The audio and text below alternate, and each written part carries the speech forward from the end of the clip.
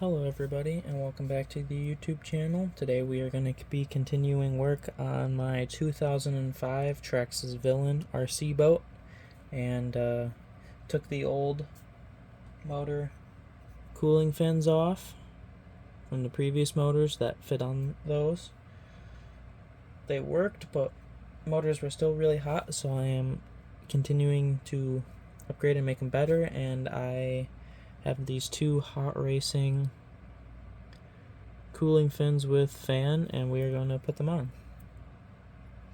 These are going to plug directly into the receiver. Just have a positive and a negative port. Pretty easy to snap on, like that. One and second one, like that. They don't quite reach the receiver.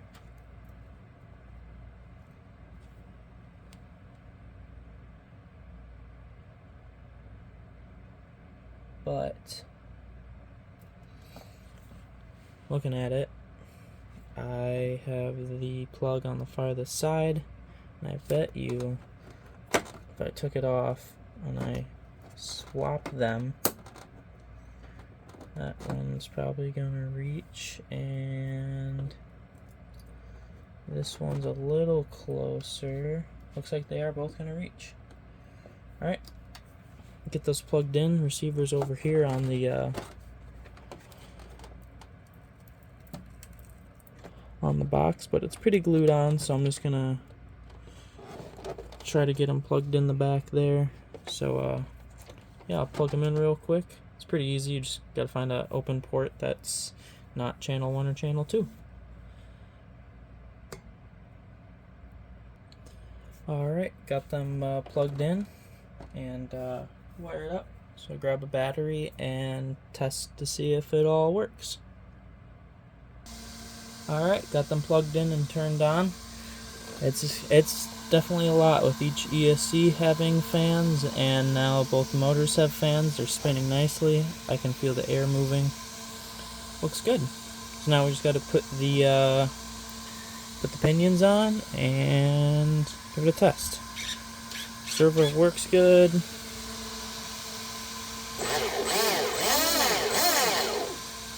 Works good. All right, let's give it a test. Alright, I got the pinion gears out, and this is machined steel, so these are high quality. I already put Loctite on both the grub screws and put them in. I just gotta put them on. And spin the motor to get the flat spot rounded top. Them being in such a small spot, it is a little difficult, but just gotta muscle them around.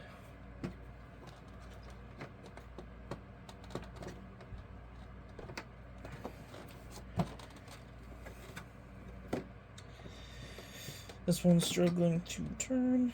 Give me a second. Alright, got it spun around. Alright. When you put these on, I'm going to put them on like this, so that way they get more tooth engagement. But people really don't like when they're backwards for whatever reason. People are iffy about that stuff, so when you're putting it on there, obviously you got to make sure that you get it on the flat spot. But when you're setting your gear alignment, see if I can get this in picture here. You're getting your gear alignment. Now some RC cars don't have any, but some do. So you have to take that into account when you're setting your gear mesh, that there's a little bit of slop. And by slop, I mean back and forth. There isn't very much on the boat, but there's just a little bit. And the X-Max, it's pretty notorious for having pretty big gear slop back and forth on the spur gear, but here on this boat it's not that bad, but you want to take that into account, so when it slops it is in the middle, not on one side, because then if it's too far off it's not going to get full tooth engagement and then you'll probably strip it out. But here we're good. It lines up. The grub screw is on the flat spot of the motor, so we're going to tighten that down and pull the screwdriver out. Do the same for the other side, and then we will set the mesh.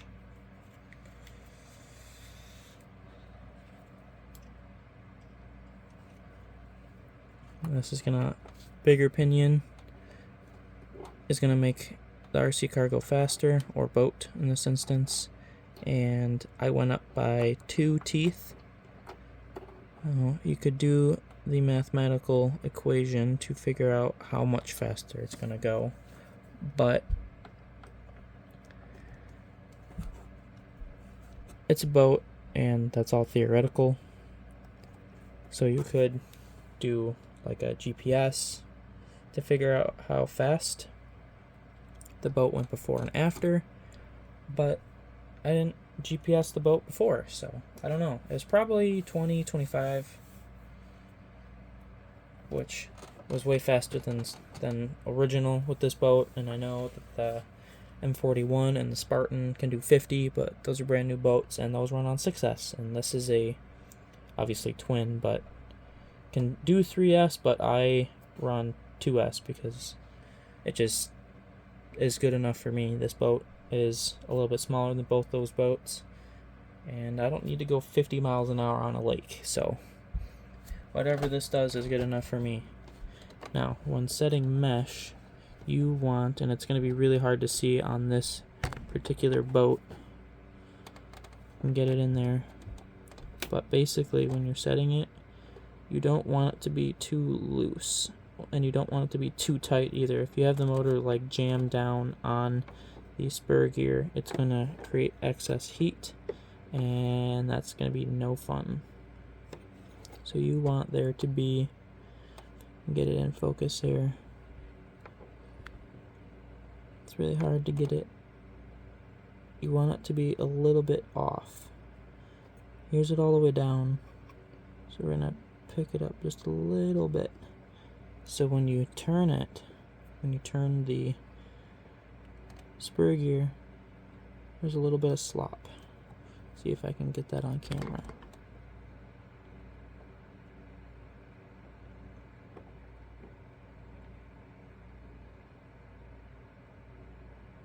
I don't know if you guys can see that real well, but do you see how the spur gear slops just a little bit more than the pinion does? You don't want it to be too loose. It's way up here, then there's going to be almost no tooth engagement. So you want it to be almost touching, like permanently, but still be a little slop. A common trick to do is get a piece of paper and put it in there and then push it down and then pull the paper out. But I like setting it myself where there's just a little bit of slop. And then there you can set your mesh. Get out our Allen key again and tighten up the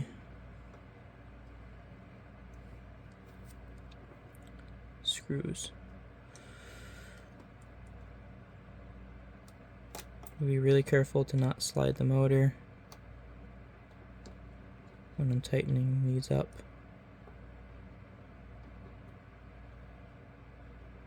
But we will check it again after I've tightened them up to make sure that it's still on there good. And the screws in the middle are what adjusts it. This is just to hold it on the other side. This has no movement. There should be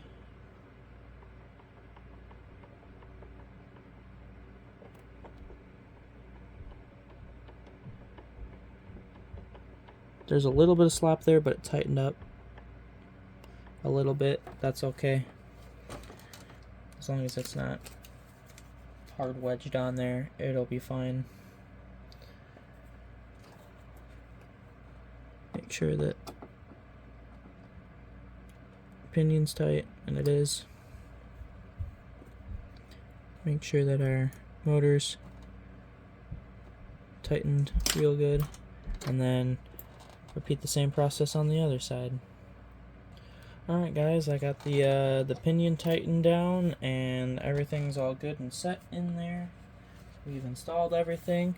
It's time to test to see if this fits. Now I'm concerned, this is how it's just like a spinning locking thing. This tightens on to this screw right here, and I'm concerned that because these fans are past it and this thing's right here, so I'm concerned that these fans are too tall.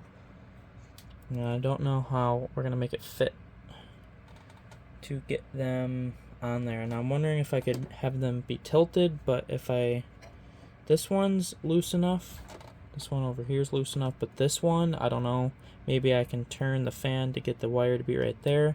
I think that's what we're gonna do. But I'll test it, see what happens. Kind of goes on like that. Yeah, it's not engaging. I think these fans are too tall. Now I could, this one I think I can turn, back it up a little bit, and I can get it to turn. The plug's gonna be right about there, so it might hit the plug actually, so that's a little bit concerning. And this one, it's pretty tight already, so if I turn it anymore, it's gonna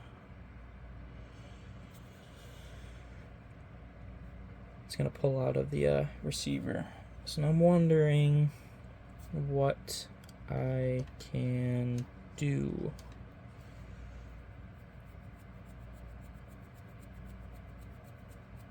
Alright, I'll be back in a minute when I figured this out. Alright guys, developed it a bit. I turned this fan around so the plug was closer, so now there's a little bit more play, and I fed it under these motor wires, so now I can rotate it around fully to the side like that, so it can draw air from the side and still do what it's supposed to. And then this one, it was a bit interesting because it needs to turn, but these plugs are over here, so I decided to take the plates off so this side doesn't have it at all, and this side I put the plate on top to protect it, so this plug down here, when it's turned like this, the plug doesn't smash the fan blades, because with it unprotected there's nothing here to stop it from rubbing or burning out the motor. But this side there's nothing over here. I mean, this antenna wire goes out tube over here out the top of the boat, so there's nothing over here to get in that fan, but over here there's the plugs for the batteries, so I plugged them in to simulate it, and I put this on here to protect it, so it shouldn't get in there now. And with it turned, if I get the wires to go down, the cover will go on. Put the receiver wire back on, get it sitting on the boat right, get it to lock in, and got it on.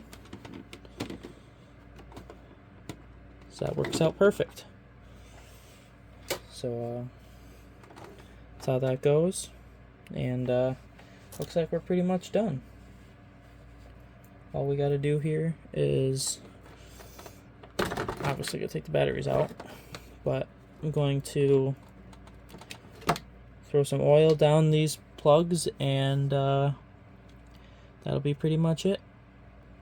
Alright, just got some 70 weight shock oil, and I know that's not what this is for, but it's what I'm using it for, so it's what I want to do. So we'll